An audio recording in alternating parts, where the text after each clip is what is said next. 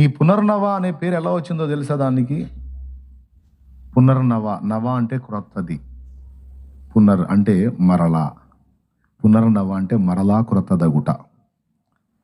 ఈ ఆకు ఎలా ఉంటుంది అంటే పైన పచ్చగా ఉంటుంది, దాన్ని అలా తిప్పితే తెల్లగా ఉంటుంది అడుగు. ఒక పక్కేమో వైట్ ఉంటుంది కింది భాగం, పై భాగం ఏమో పచ్చగా ఉంటుంది.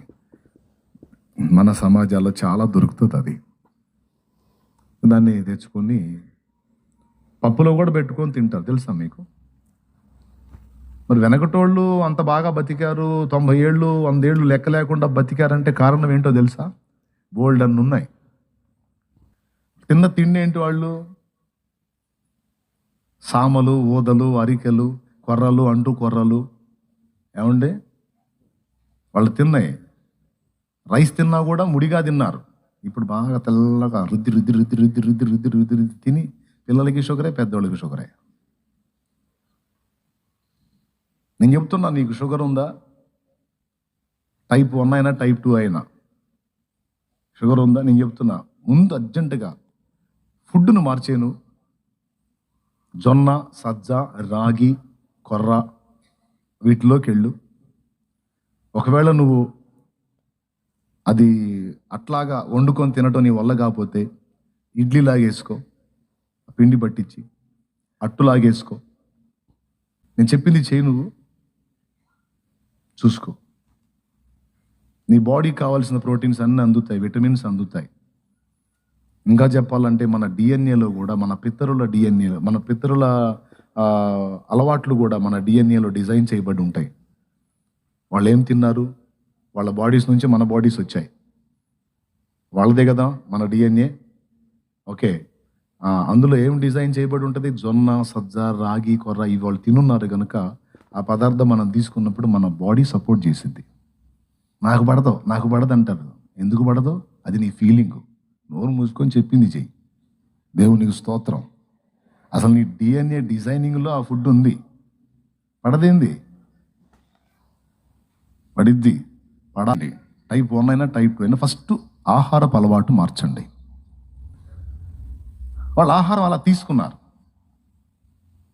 వాళ్ళు పొలంలో దొరికేటువంటి ఆకుల్లో శ్రేష్టమైన ఆకులు వెతుక్కొని తెచ్చి పప్పులో పెట్టుకొని తిన్నారు. మునగాకు పప్పు అని, ఇప్పుడు నేను చెప్పిన పునర్నవ ఆకు కూడా పప్పులో పెట్టుకునేవాళ్ళు.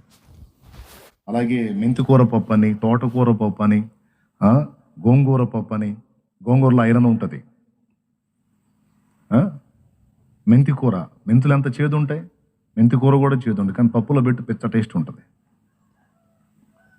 అవునా? ఏం చేద్దాం, మా వాళ్ళకి చెప్పి నాకు కూడా అలవాటైంది. దేవునికి స్తోత్రం. ఇప్పుడు నువ్వు మాకు వాక్యం చెప్పడానికి వచ్చావు, లేదు మెంతికూర పప్పుల గురించి చెప్పడానికి వచ్చావు అనుకోవద్దు.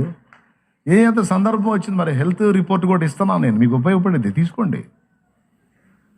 మీరు 10 కాలాల పాటు కాదు, 50 కాలాల పాటు బతికి దేవుని సేవ చేయాలని నా ఆశ. లోకస్తులేం 10 కాలాల పాటు చల్లగా ఉండంటే 10 సంవత్సరాలేగా. నేను కోరుతున్నాను, మీరు 50 కాలాలు 100 కాలాలు చల్లగా ఉండాలి, బాగుండాలి, దేవుని సేవ చేయాలి, దేవుని కోసం బతకాలి. జస్ట్ నువ్వు ఫుడ్ మార్చు, కొంచెం నీ ఆహారపు అలవాట్లు, శరీర విధానం కొంచెం చిన్న చిన్న మార్పులు చేయి. వాళ్ళు ఏం చేసేవాళ్ళు? ఎక్కువగా ఊళ్ళో పట్టణాల్లో బ్రతకరు, ఎక్కువగా పొలాల మీద ఉండేవాళ్ళు. చక్కని ఆక్సిజన్, మంచి గాలి. పొద్దున్న లేచి బ్రష్ తీసుకొని పేస్ట్ వేసి రుద్దింది అట్లా చేయరు వాళ్ళు. వేప పుల్ల కానీ కానుగ పుల్ల కానీ ఆ పుల్లలు తీసుకొని మెత్తగా బ్రష్ లాగా నమిలి దాంతో పళ్ళు దోముకునేవాళ్ళు. వేప యాంటీబయాటిక్, చిగుళ్ళ జబ్బులు, కడుపు జబ్బులకు హీల్ చేసే పవర్ ఉంది దానికి, స్వస్థత ఇచ్చే పవర్. కానుగ కూడా అంతే. గానుగ పుల్ల ఇంకా ఎక్కువ ప్రయోజనకారి. గానుగ పుల్ల తెలుసా మీకు? గానిగ చెట్టు తెలుసా? దాన్ని కానుగ అంటారు. మన వాళ్ళు గానిగ చెట్టు అంటారు, అందుకని గానిగ అంటే అర్థమైందని చెబుతున్నాను నేను. ఆ పుల్లతో మొహం కడిగేవాళ్ళు. అప్పుడు నాలుగు సమస్యలు, నోటి సమస్యలు, చిగుళ్ళ సమస్యలు, దంత సమస్యలు పోతాయి. ఇప్పుడు ఇవన్నీ ఇంత రిస్కులు ఎవరు చేస్తారు? ఈ పొద్దున్న లేదు యాపలు ఆడని ఎవరు వెళ్ళాడతారండి? యాప చెట్లే లేవు, కాజేశారు మొత్తాన్ని. పొద్దున్నే కాస్త ఏకాంతంగా అట్లా వెళ్ళటం, వాళ్ళు చేశారు ఆ పనులన్నీ ముసలాళ్ళు. అందుకే 90, 100 అంటే లెక్క లేకుండా బతికారు. మళ్ళీ 90 ఏళ్ళోడు కూడా పని చేశాడు. ఇక్కడ 30 రాగానే కూర్చుంటే లేవలేక లేస్తే కూర్చోలే సత్తున్నారు.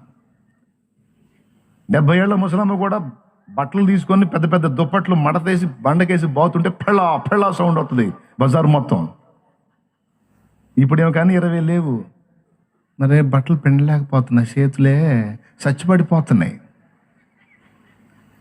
అందుకే మిషన్ కావాలి నాకు.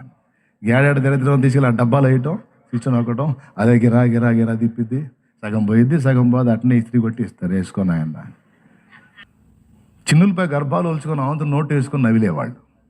చిన్నులపై వాసన తగిలితేనే కిలోమీటర్ పరిగెత్తుతాం మనం. చిన్నప్పుడు ఆమోదం చిన్నులపై కాసి పోసేవాళ్ళు. పిల్లలకి మందం చేయకుండా వాంపాలు దినుసులు పోసేవాళ్ళు. నేను చెప్తున్నాను, నీకు నీ శరీరానికి ఆరోగ్యాన్ని కలిగించేవన్నీ కూడా ఆహార వంట దినుసుల్లో చేర్చారు.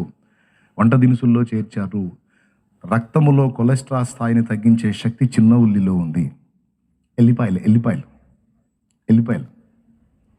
ఎల్లిగడ్డలు, చిన్న ఉల్లి, అది కూడా గార్లిక్. దేవునికి స్తోత్రం. నేను చెప్పినట్టుగా మీరు యూజ్ చేసి చూడు, హార్ట్ స్ట్రోకులు బ్రేక్ అవుతాయి. హార్ట్ అటాక్స్ మీద ఇది అటాక్ చేసిద్ది. గుండె క్షేమం చిన్న ఉల్లిని పద్ధతిగా యూజ్ చేస్తే.